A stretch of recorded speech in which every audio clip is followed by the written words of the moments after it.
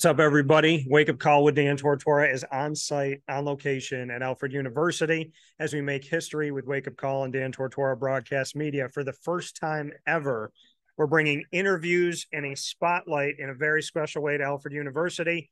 This historic moment is being shared with the football team and the student athletes here for their very special and unique media day. And we look forward to covering all your sports throughout Alfred University and giving you such a great part of history as we continue to grow the name for the Saxons and spotlight exactly what it means to be a Saxon. So I'm here with Danny Quinones, defensive tackle, Alfred University. Sir, how are you? Nice to meet you too. We already know that Danny has the right name. So you got Danny, you got Dan. There's always somebody in my life that calls me Danny. Why Danny? Why not Dan or Daniel? So my dad, not technically, but I'm a junior. Me and my dad have the same first name, just different middle names. Okay. And some people would like Daniel or Dan, and I couldn't stand it. I was like, hey, just please, just Danny. Don't call me Daniel or Dan. Okay. All right. So Danny, and Quinones is such a unique last name. Yeah. So what's it like to have a name like that? And do people get it right? It depends. A lot of people slaughter it. So my grandfather is originally my grandfather's last name. He's from Puerto Rico. Yeah. So if you're saying it in English, if you're pronouncing it with a Q, it'll be Quinones. Yeah. But if you're like Hispanic, everyone's gonna pronounce it with a K, like Quinones. Yeah. So, but a lot of people they slaughter. I done got called Quiznos, Quinones. So yeah, it's just been something that I've been dealing with. That whenever someone does get it correct, I'm like, oh well. Congrats. Good for you. So. Well, and I ask you that because when I see Quinones, like you said, the English way to say it, I have Hispanic blood, and so do you. So I'm looking at it when you told me to say it that way. I'm thinking in my head, I'm like, there's a different way to say that. So Puerto Rican, what does it mean to you to have that background? It definitely means a lot. Because both of my grandparents, like my dad on my dad's dad is from Puerto Rico, and my mom's mom is Guyanese and Trinidad, and she's from Guyana. So having grandparents that are immigrants, it means a lot for me because they come here and they don't have anything.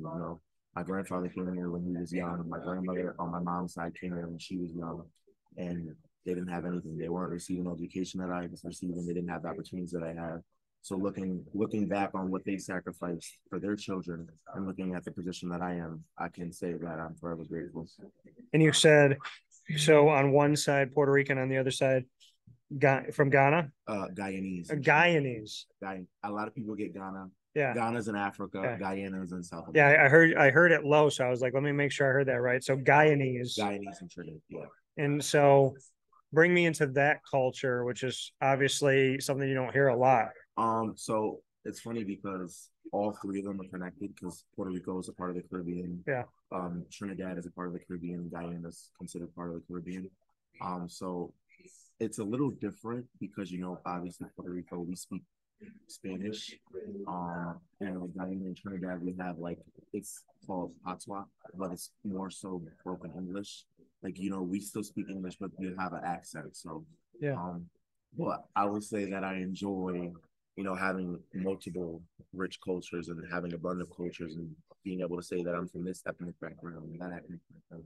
It's kind of like a little bit of a flex. So. Yeah. So Guyanese and Trinidad. Yeah. When we look at Guyana and Trinidad, can you speak the language there, like you said? I mean, when I'm around my family, like my grandmother, I can speak with her because it's English. It's literally English. It's not anything, it's just the accent. We cut down sentences and speak a little faster, but it's broken English. So yeah, because there's kind of, and you'll see that in different, it's one of the things that you think about is in different dialects, including when people speak Spanish from different places, they'll cut certain things. Even in Italian, there's certain families like ricotta cheese. My family says rigat. Yeah. Some other families say ricotta. Yeah. So we cut it. We cut the A's off in my Italian background. But being Puerto Rican, And it's so weird for me because whenever I say Puerto Rico, my head goes Puerto Rico. Like I just like I want to say it. Like I was gonna say it's not, what are they like, Fluffy the comedian goes, it's not Mexico, it's Mexico. So to be, you know, you think about Boricua and all that, like how would you describe that culture? Because it seems like a very prideful culture. And I've been able to be around people that have that, you know, the Puerto Rican background, which I think it's a beautiful culture, and it's welcoming, I guess I would say.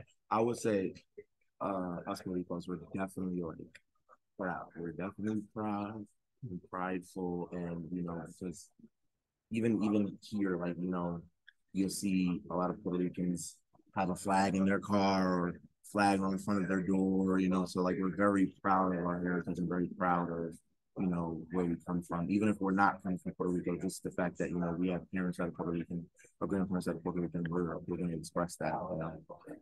Have you gone back to Guyana or Trinidad or Puerto Rico? Have you been any? No, I have not gotten a chance.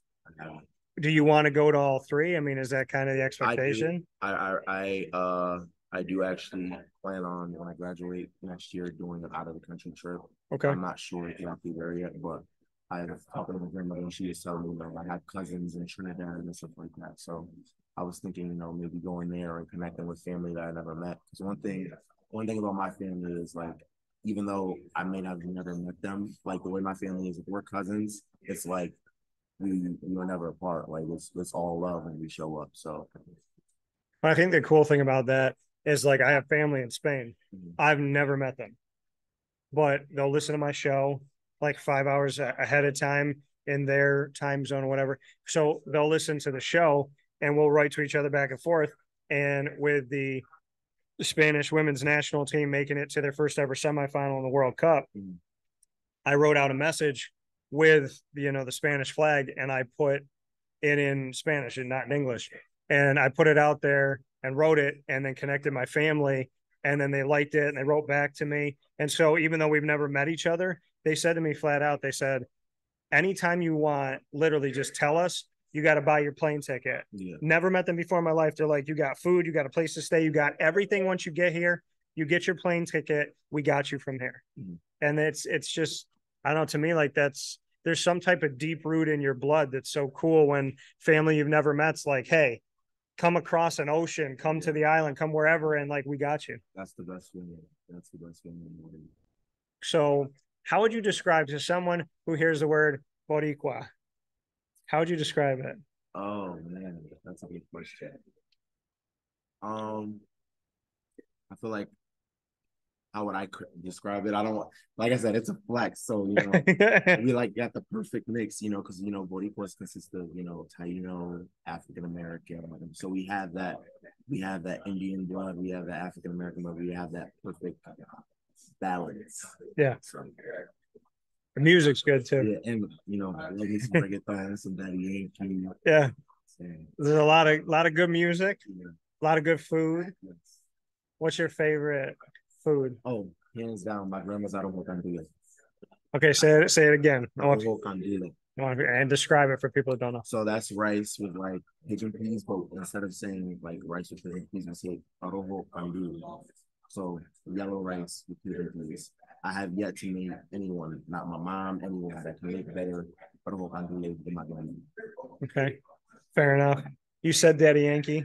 Is there anybody right now? Right now,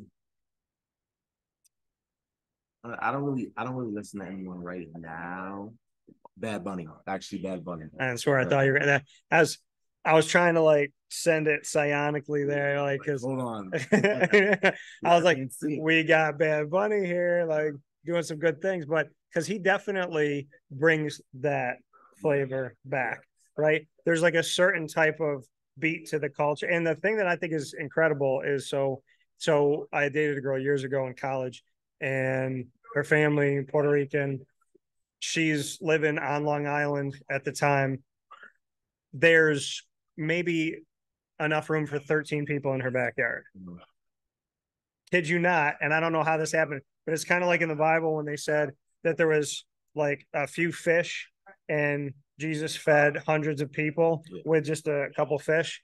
That's how it felt in this backyard. 13 people could fit in the backyard. We had like 50 or 60 people in the backyard, 2 tents, music going all night long, food for hours. And I just like, I go back to the anytime any family, and I got a shout out to, you know, my family out there, the Cruz family and the Pagan family, because they're also Puerto Rican. And when I get to spend time with them, I told them, I said, I go back to that night in that backyard. And even though like the girl and I didn't work out, her family to this day, like I would go party with her family, even though I don't date her, I would go party with the family. It's just different, man. It's not awkward at all. No.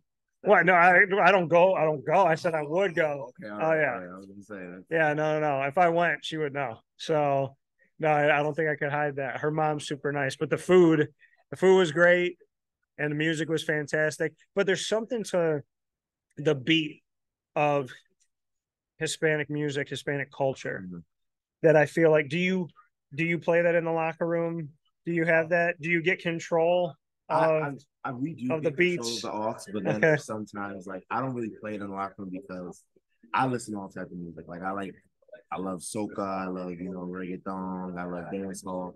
Yeah, I feel like secluded when I'm playing it. And I'm the only one vibing to, and everybody's like, "What are you playing right now?" So I don't play it in the locker room. So this was got to happen at some point this season. We got to pre-plan this, where you play it and you're just kind of sitting there doing your thing, and everybody else is kind of like, "What is going on?" And I'll come into the locker room and I'll sit next to you and I'll be like, you know what? So this is for the first time here at Alfred, you got 2 heads bopping to this. Because I tell people all the time, I'm like, listen, if you can't move to this rhythm, you don't have rhythm at all. Say it again. At all. If you can't move to the rhythm of reggaeton and this type of music, then you don't have rhythm. Because there's something about it that even if I'm like upset, I put that on, it just gets you moving. I feel like it'll make a cactus move. I really do. Yeah. So D tackle. When did you fall in love with the D line? When did you start saying to yourself, "Hey, this could make sense"? So I started playing when I was about, I want to say 6 or 7. I've been playing D line since. I fell in love when I got good at it.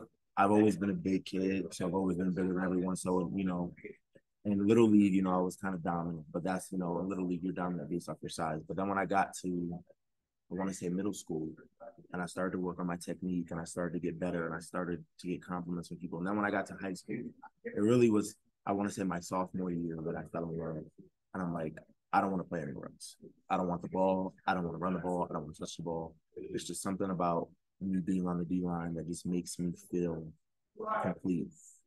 And then, sophomore year, I started to take things more serious. I started to lift, started to go to camps. And then once I started to go to camps and started really learning techniques, from there, it was just like, this is where I am.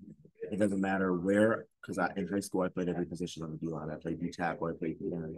So, it doesn't matter where, but I know the D line is where my heart is. That's where 110% of my heart is at.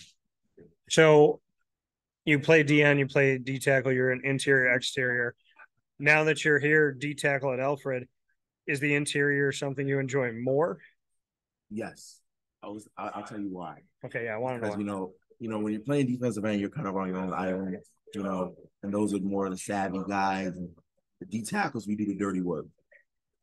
On film, because football is more than stats. You also got to watch film. Sometimes you'll see a linebacker come and make a tackle, and that linebacker gets credit for that tackle. But us, the tackles, we don't get credit for having a double team and holding down 2 guys so that guard doesn't get up to the linebacker. So I love doing the dirty work. Even if it's a thankless job? Yes. Even if I'm not making a play, even if I know that I'm going to get double or sometimes even triple team, if I can help my teammate, a linebacker, whoever, the guy next to me make that play, that's what I like that. Well, I spoke with Nug, and Nug had the hair and cornrows. Mm-hmm. So are we doing this game day? Are we doing cornrows? What are we doing when the helmet's on? So I think game day, I'm gonna braid it down. Okay. Sometimes I love to keep my hair on. I love to let my hair breathe and detangle it and stuff like that. But I need a new look. Every time I see somebody like, oh my God, you always have this headband on and your hair back, and I'm like, Well, I like to have my hair out, but Yeah. I think come season I might do something different, some twists or some braids, you know, because sometimes I'm not gonna lie, it does hurt having all this hair underneath that helmet and then getting hit and feeling it. So I think I might change it a couple times throughout the season. All right. Well, before we get to rapid fire, here with Danny Quinones of the Saxons football team defensive tackle on Wake Up Call with Dan Tortora. Why'd you choose Alfred? For me, I'm very family oriented. Family is everything to me. There's nothing in this world that means more to me than my family. When I came here, I felt that family oriented, blue collar, small town, tight knit about it. You know, even like for instance, my high school, I graduated 4 years ago. I still keep in contact with my high school coaches. I still go in and, you know, talk to kids at my high school. I still connect with our principals. My high school was a very family oriented high school. And that's that, no matter where I go, that's something that I always look for is how is the school? Is it a family oriented school? Are we tight knit? And I think I kind of fell in love with the tight knit, small town, blue collar vibe. We're very family oriented here. We're brotherhood, you know. So I think that was the biggest thing for me that brought me here was I know that I have that connection and I know that I have people here at Alfred that I can count on that if something happens that they genuinely care. Now, where are you from originally? Like where? Oh, I'm from Binghamton, New York. Binghamton. Yeah. Okay. So how did you hear about Alfred? So originally my junior year, I was getting recruited and then I went somewhere else and my cousin was here. Me and my cousin, we've been here like this. We're actually 3 days apart. That's how close we are. Okay. And, What's your cousin's name? Shout him out. Fendi. He actually played here. He played football. Yeah. So, I was having trouble at my other school that I was at. It wasn't working out. I was homesick and stuff like that. And my cousin was like, you know, we haven't played football together since, you know, UIFL, you know, from Alfred. And I'm like, hey, like I'm 2 hours away from home. Came here and fell in love and been here since. So how would you describe? I've been to Binghamton a lot. How would you describe Binghamton? Oh, we're talking about this one.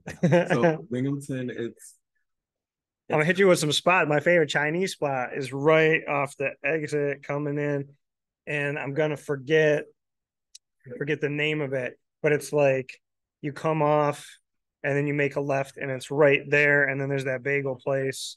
Best Bagels. Yeah, Best Bagels. So it's by Best Bagels. It's right over here. My favorite Chinese spot, and then I've been to Nurchi's. Okay. Yeah. Got some of the pizza, Jonathan's pizza. Lupo's charpit. You ever had a Lupo's chicken sandwich? No. Oh. You gotta try Lupo's. You're not living right. All right. We're gonna get you right. If you come to Binghamton, I'm gonna get you right. Okay. Yeah, Binghamton. So how would you describe Binghamton? It's definitely a small town. Yeah. It's definitely a small town. Everyone knows everybody. I grew up there. My parents have been there for a long time, so almost everyone there knows me.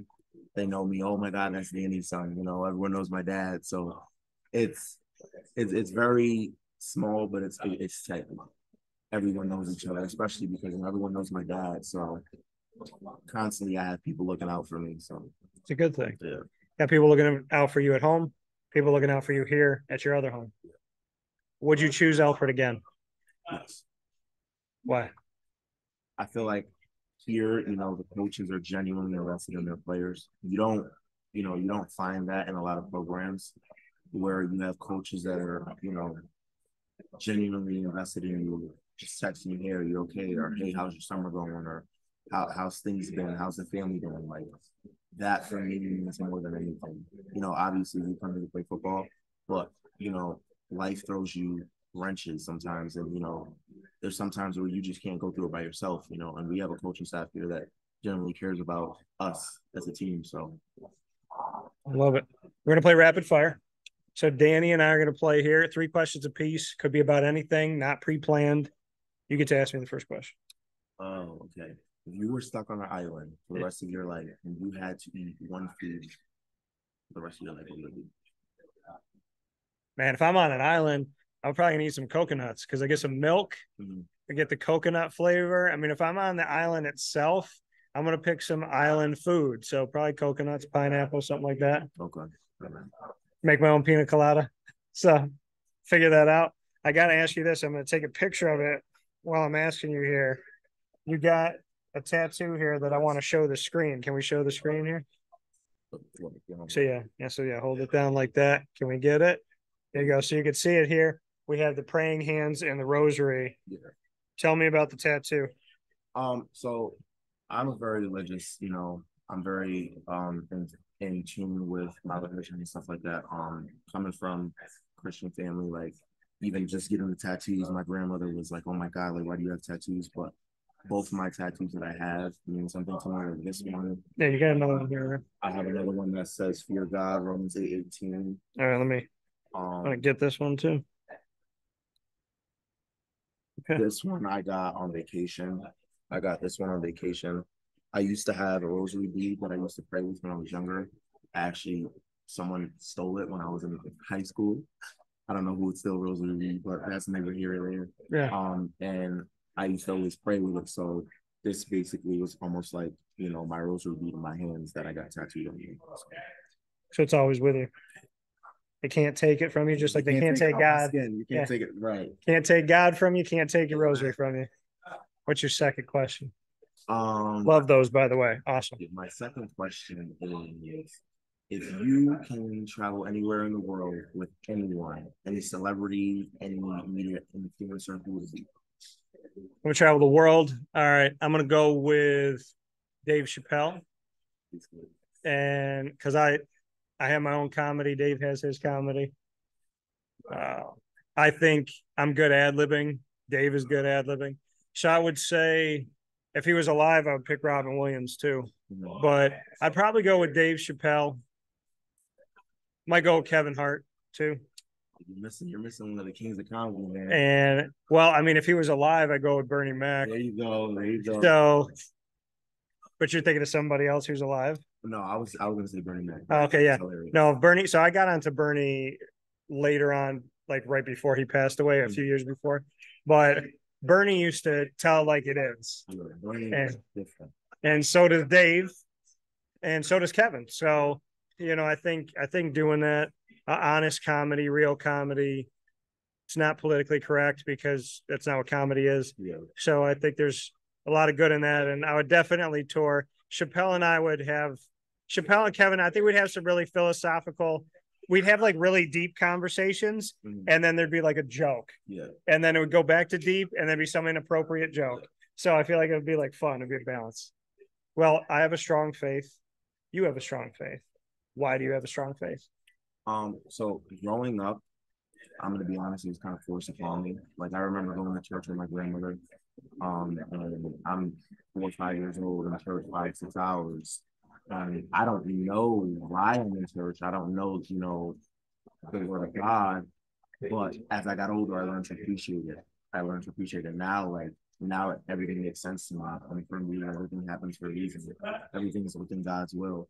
So, now I learn to appreciate it. Now I pray, now I read my Bible. Now, I try and act best within my faith, you know what I mean? So I kind of over time learned to appreciate it, even though it was forced upon me. Well, and I think force is a strong word, because I get what you're saying. A lot of people say this, but it's like when we're a kid, we wouldn't know to go to church. We just go where our parents go. Yeah. So I think it's like at first we learn faith through them. Yeah. And then we end up building our own relationship with God, and it becomes more meaningful, is maybe what we're trying to say. Yeah.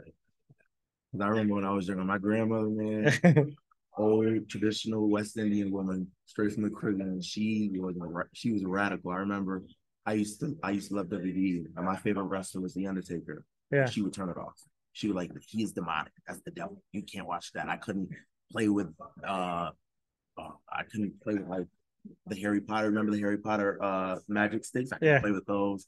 I couldn't play with hats or nothing. Like she was extreme. Yeah. But that's my heart. I love her. That's my name right there. So what's her name? Gilletta. Gilletta? Yeah. Shout out to Gilletta. So your last question for me is what? My last question to you.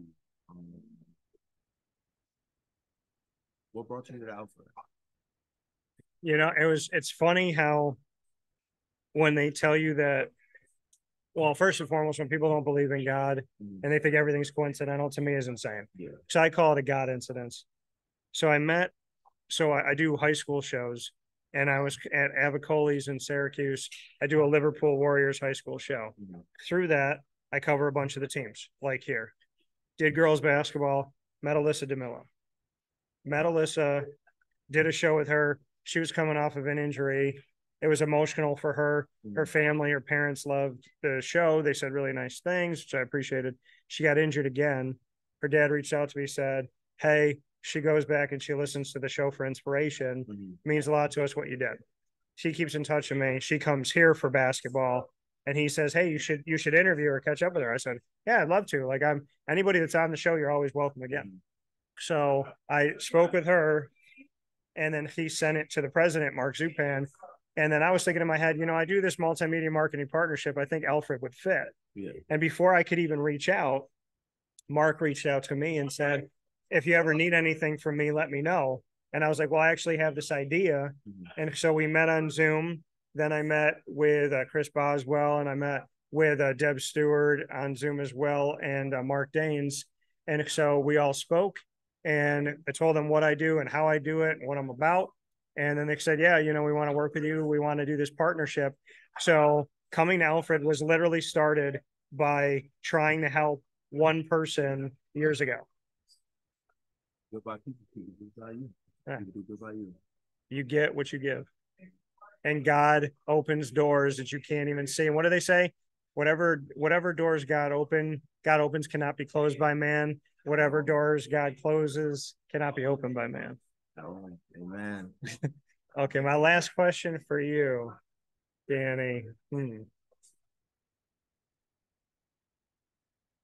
Okay.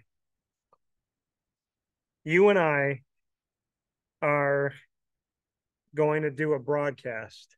We can go anywhere in the world. We can broadcast any championship, anything, any sport, any championship.